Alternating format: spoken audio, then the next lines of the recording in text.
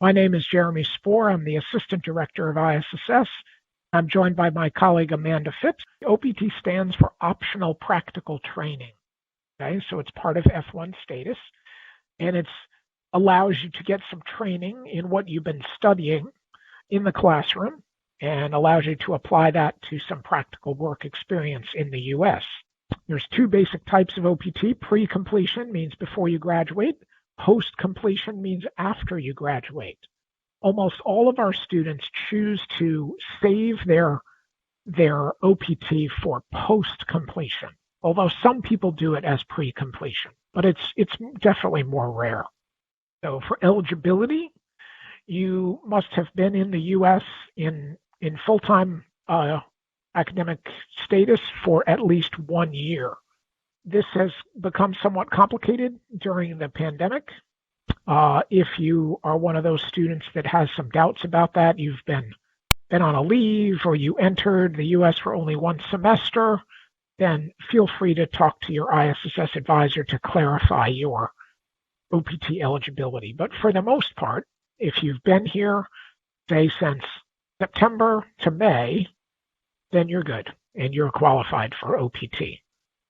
And you've maintained your F1 status throughout that time, then you may apply for OPT in the coming weeks if you're graduating in May. And the employment must be directly related to your field of study. And we will talk about this a little more, but this is often a question for students, as they say, well, what does directly related mean? That's really all the guidance they give us. They don't go into great detail about what is directly related, but your ISSS advisor can offer some advice. We can't, guarantee because we're not familiar with all fields, but we can certainly give you guidance about whether we think something is directly related or not.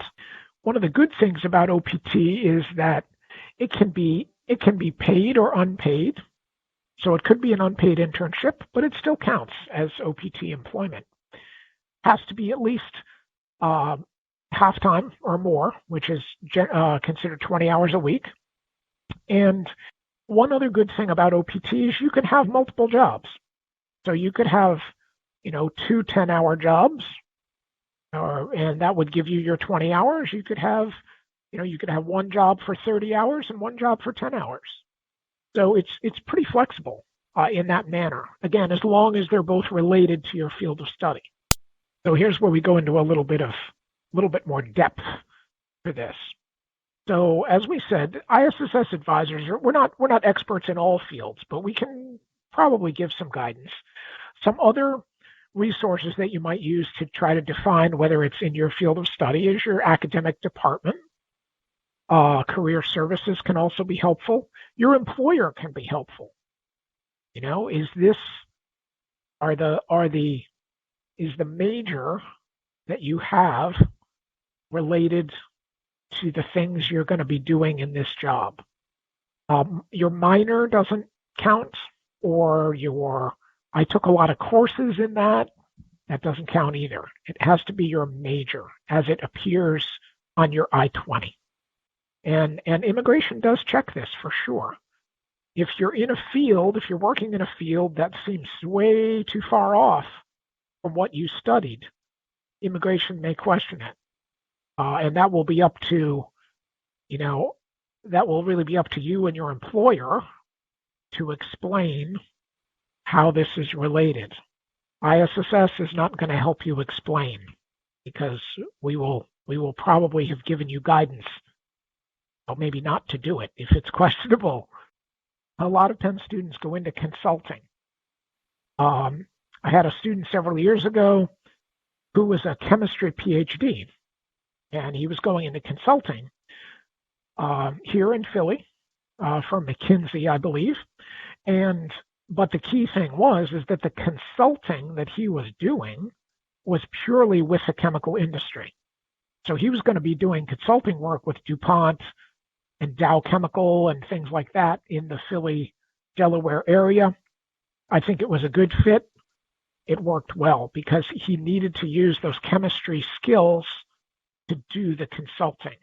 So that's one that can work. Okay? So those are some good examples of field of study. So for the OPT application process, there's several steps to it. And the first thing you're going to do is you're going to request your OPT in IPEN. Okay, it's an e-form. And you're not going to be able to do that for a little more than 2 weeks. But then we will open it up. We'll talk more about the timeline later. So you're going to request your OPT. That request will have to be confirmed by your academic department that you're graduating and that you're in good academic standing. Then your DSO, that's your ISSS advisor, will recommend the OPT. We will put it on an I-20 for you and send you back the I-20, a PDF. Then you will file a government document called an I-765 with immigration, with USCIS. And you can do that electronically and on paper. But we are definitely encouraging students to file electronically. Then number 4, you'll have a period of waiting for USCIS to adjudicate your application. Could take a few months. We'll talk more about the timeline. Then they will send you your EAD card or OPT card, and then you'll report to ISSS, also through IPEN. You'll say, I got my card, I have a job, it starts on July 1st, and then you will keep up your OPT reporting with your change of address or employer information, etc. So that's a basic timeline of OPT application process. So here's our timeline for this year for spring. It opens up in about 2 weeks, February 15th. Your program end date, if you are graduating, is May 16th. That's commencement day for all of Penn, for May grads. Some of you may have your individual school or program graduations maybe on the 15th or 14th or something, but we use the specific end date for everybody is May 16th. And then the latest application date will be July 15th. That's 60 days after graduation. So that will be the window in which you will put your OPT start date. And we'll explain a little more about that timing. Okay, so here's the timing for summer. You happen to be an August grad. So graduation in August is August 5th. So the earliest day you can apply an IPEN is May 7th, and the latest application date will be October 4th. So same timeline, same kind of 90 days before, 60 days after, based on the graduation dates of Penn. This is a new development since spring of 2021.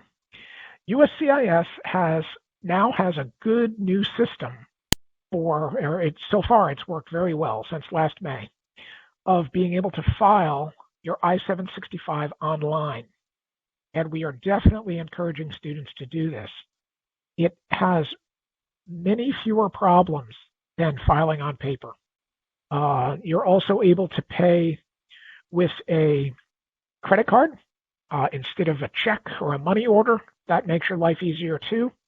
We have a good link to a checklist there from our instruction page on our ISSS website, and it's super helpful. We're definitely encouraging people to apply using the online application rather than paper.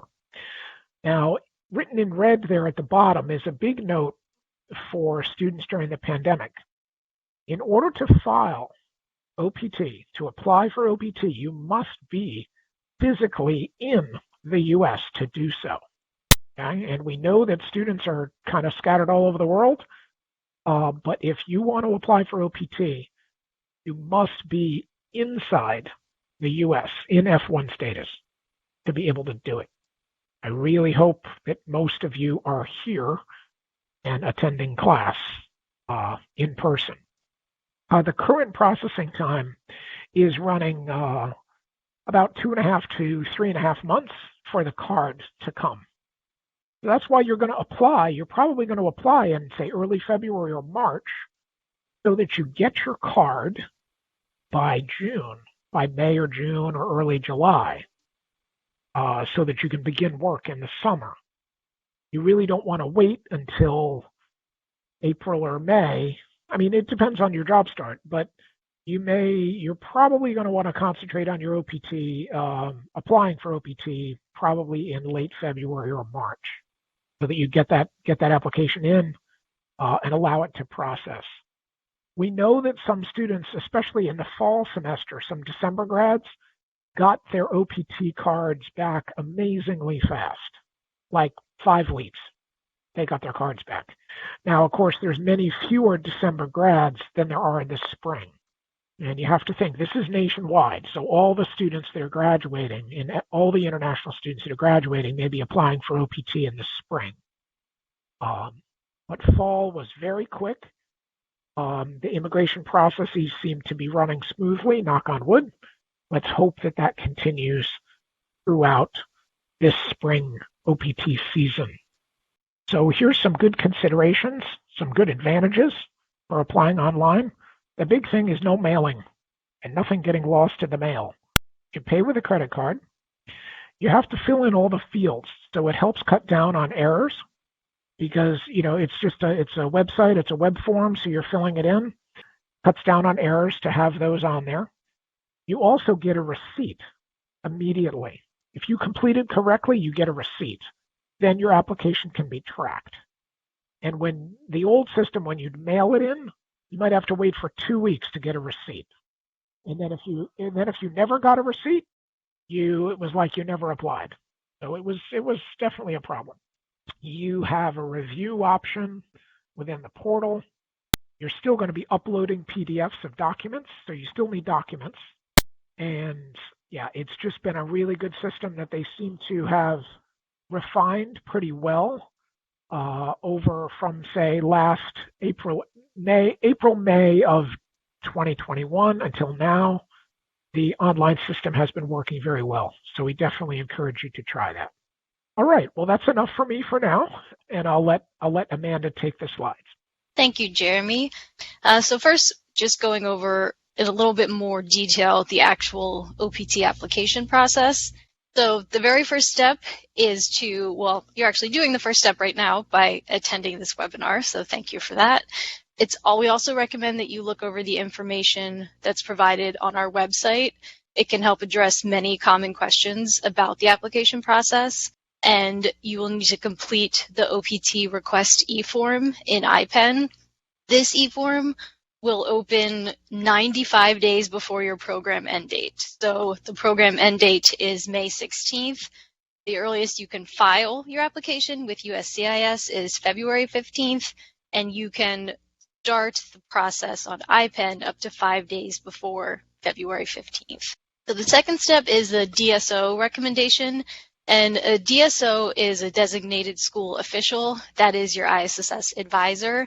And please note, if for any reason your ISSS advisor is out of the office, the e-forms do get redistributed. So do not worry if you email your assigned advisor and you get an out-of-office message. That does not mean that your e-form will be ignored. It will go to an advisor that is on duty. And our normal processing time is 3 to 5 business days from when we get the e-form. So it first goes to your school for approval and then comes to ISSS. It could be a little bit longer than 3 to 5 just due to our peak processing time. So when we're getting 100 e-forms a day, top of just regular emails and advising that we do, it could take a little bit longer than 3 to 5 business days, but we try our best to keep it as close to that as possible. The outcome of the DSO recommendation is that we will send you an email with an updated I-20 attached. And this I-20 will have your OPT recommendation on the second page. It's very important that you check this document, make sure everything is correct, make sure that your major is listed correctly, make sure that the OPT recommendation on page 2, it has the dates that you requested, or there are occasions where students will request dates that are outside of what is permissible, so we will fix them.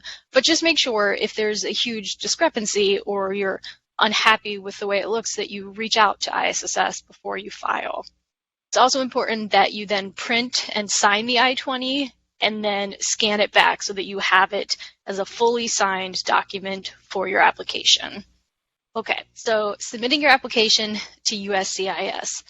Now, as Jeremy described, have two different options. You can file online through the USCIS portal, or you can file by mail. For fall graduates, I would say most of the students that I talked to did file online, and the feedback that I got was very positive. I think it was much more intuitive than the paper processing. You also then don't have to run around Philadelphia trying to gather a money order or a cashier's check and worry about posting the application out. In that regard, the online application is a great option. A very important thing to keep in mind is that DSO OPT recommendation that will be on the second page of your I-20, that's only valid for 30 days. If you, let's say you apply for the OPT I-20 from ISSS, and then you get busy and you just forget, and it's been like 20 days and you haven't filed your application, please reach out to your assigned advisor. We can cancel and re-recommend the OPT for you. If your application gets to USCIS and it's beyond that 30-day mark, your application will be denied. So it's very important that you check with us and that you're cognizant of that 30-day requirement. Okay, now this is generally the longest part of this process is the USCIS adjudication. Now, the posted processing time is currently 2.5 to 3.5 months. What we've seen in practice has been much faster. We've seen students get approvals in a matter of weeks to like a month or 2 months, so it certainly could be faster. But as Jeremy said, the volume of applications in the spring is generally much higher, so it's very possible that even if the timeline starts out around 1.5 to 2 months, it could very well balloon into that 2.5, 3.5 months as we get further into the semester, as from all over the country are filing. So I'd always say plan for that 2.5 to 3.5 month timeline. And then if it does arrive early, that's great. It will take a little bit of stress off of you, but I would plan for the longer timeline just to avoid being disappointed in case it does take that long. So if you file by paper, you can include a form that's called the G1145, and it will allow USCIS to notify you via email or text when they receipt your application, but it still can take a week or two from when you mail it to receive that notification. Keep that in mind. This receipt number that you will receive is something you can use to track the status of your application. If you file online, there is email updates that you will get throughout the process. If you file by paper, you can attach your paper filed application to your USCIS portal to try to obtain those same benefits. You also can search online in the USCIS case status tracker. The status does not update very much. It basically goes from received to approved at whatever time that happens.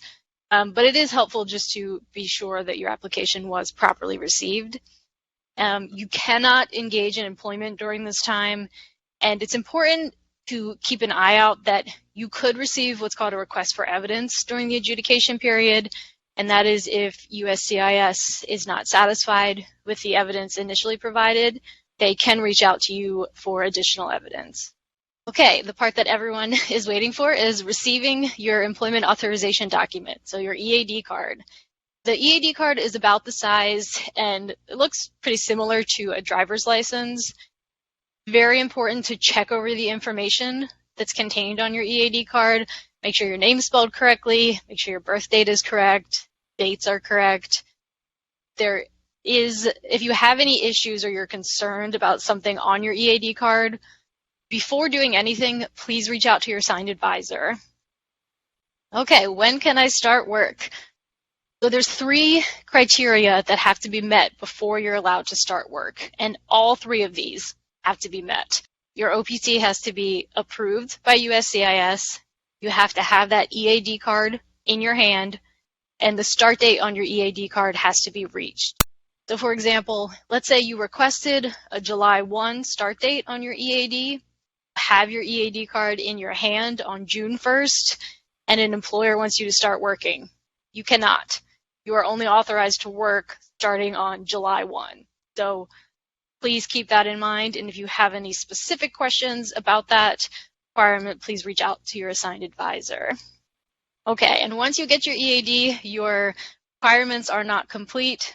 Throughout your OPT period, you are required to do reporting.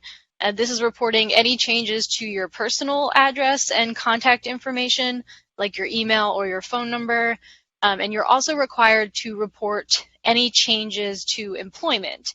And all of these changes are required to be reported within 10 days. So please make sure to do that in a timely manner.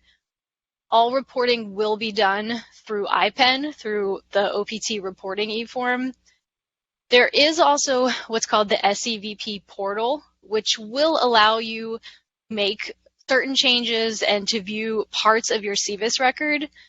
This can be very helpful, but we still request that you do reporting through IPEN. If you report directly through the SEVP portal, ISSS is not notified. There's no one to stop you from reporting potentially illegal employment directly to the government, so we like it to come to us first. If we have any questions, we can address that one-on-one before it's reported in a government database. It's also helpful if you need an updated I-20, and it will help ease the transition if you're eligible to STEM OPT, because reporting must come through us because there are things that we have to do as the DSO in SEVIS to complete the reporting. Okay, unemployment. So during post-completion OPT only, there is no employment requirement if you happen to engage in pre-completion OPT, but we're just going to focus on post-completion OPT. That is much more common. So during post-completion OPT, which means from the start date on your EAD card, you have 90 days of unemployment time for that entire 12 months. So let's say you have July 1, 2022 as your OPT start date, June 30th, 2023 as the end date. You have an aggregate of 90 days, which you can be unemployed during that 12-month period. So just because you chose a July 1 start date for your OPT doesn't mean you have to start working on that day. It is fine if you don't start working until August or even sometime in September. Just keep in mind that you will have used up some unemployment time. So if you do change jobs in the future, you need to deduct whatever time you've used from that total of 90 days to make sure you do not exceed that limit. Now, there is a functionality that I believe was turned on last year in SEVIS that the U.S. government can terminate records without our control for exceeding this 90-day mark. Now, it's not something we saw happen very often, but it is very important. A lot of times students do have employment and they just never reported it. So ISSS will reach out to you if you are reaching that 90-day mark and you do not have any employment reported, but that's as much as we can do. You still have to check your emails and respond to us and make sure you're letting us know. This includes if you change status or if you depart the U.S. and do not plan on using your OPT. All of these things are reportable, and you need to let us know so that we can take appropriate action on your record and to avoid issues for you in the future. Okay, very common question. We're going to have a couple slides on this, so please pay attention. So travel during post-completion OPT is a very hot topic. In certain cases, travel is not advised, but there is a lot of nuance to this topic, so we will go into a bit more detail. Okay, so the first one is travel during your academic program. So before May 16th, 2022, if you are a spring graduate, or before August 5th, if you are a summer graduate. while your application is pending with USCIS, meaning that you have applied either through the portal or by mail, you must be in the U.S., physically present, feet on the ground, when your application is received by USCIS. There's a requirement that's listed on the I-765 that you have to be in the U.S. at the time of filing. This is true even if you file online. You need to be in the U.S., and yes, they can tell. I can look up any of your I-94s right now and tell if you are in or outside the U.S. So can the U.S. government. So this is important. Doesn't mean that you cannot travel. It just means that you need to make sure your application was received by USCIS. The best way to do this is to have that receipt notification.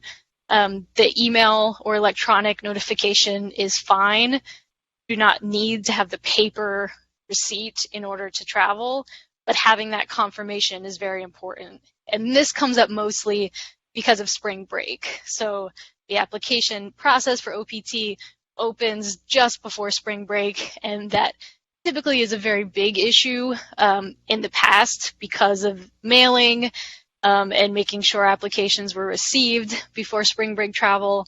My recommendation to you would be, if you have international travel planned for spring break, I'd recommend filing online. That way you can make sure your application is received prior to your departure. After your program end date, we really don't advise traveling internationally if your application is still pending, especially if your visa is expired. So if you need to renew your visa after your program end date, so after May 16th or August 5th, you will need to have your EAD card. So if your application is still pending, you should not travel with an expired visa. If your visa is still valid, we still don't recommend it, but technically you can travel as long as you have your receipt notice. You need to make sure that you have somebody in the US who can obtain your mail for you and mail you that EAD card, because if it is approved while you're outside the US, you are expected to have it when you re-enter. So this can cause issues if your OPT is denied and you're outside the US. You do not have any recourse to reapply. Whereas if you're still in the US, you can reapply up until the end of your 60-day grace period. So please, if you have urgent travel after your program end date with pending OPT, please check with your assigned advisor. But overall, we absolutely do not recommend it in that case. Denials of post-completion OPT are very rare. What's more likely to happen, and still could be a huge issue, is that your EAD card could get lost in the mail. So USCIS mails EAD cards like regular mail. They sometimes will post the tracking information, but not always. It's not incredibly unusual for a couple each application cycle to be lost in the mail. And you could have extreme difficulty if you need to renew a visa or even trying to re-enter the US without that EAD if it was lost in the mail. There's also the possibility that you could miss a request for evidence, and if you don't reply before the deadline, your OPT could be denied. So it's very risky. Ultimately, travel is a personal decision. I will never tell someone not to travel because there are personal implications to that we may not be privy to, but you need to realize all of the risks that you're undertaking if you decide to travel in those cases. Okay, once your OPT application is approved, if you decide to travel, you need to make sure that you have a valid passport, valid F1 visa, or the ability to renew your visa during your travel, an OPT I-20 endorsed for travel by ISSS, keeping in mind that travel signatures are only valid for 6 months during OPT. So a good thing you can do to get an updated I-20 and a new travel signature once you have your EAD, if you have employment to report, is submit the OPT reporting form in IPEN, and within that form you can just check a box that says, I would like an updated I-20. This new I-20 will show that your OPT is approved, list your employer information if you reported employment, and we'll have an updated travel signature. So it's a great idea to get that updated I-20 before any international travel.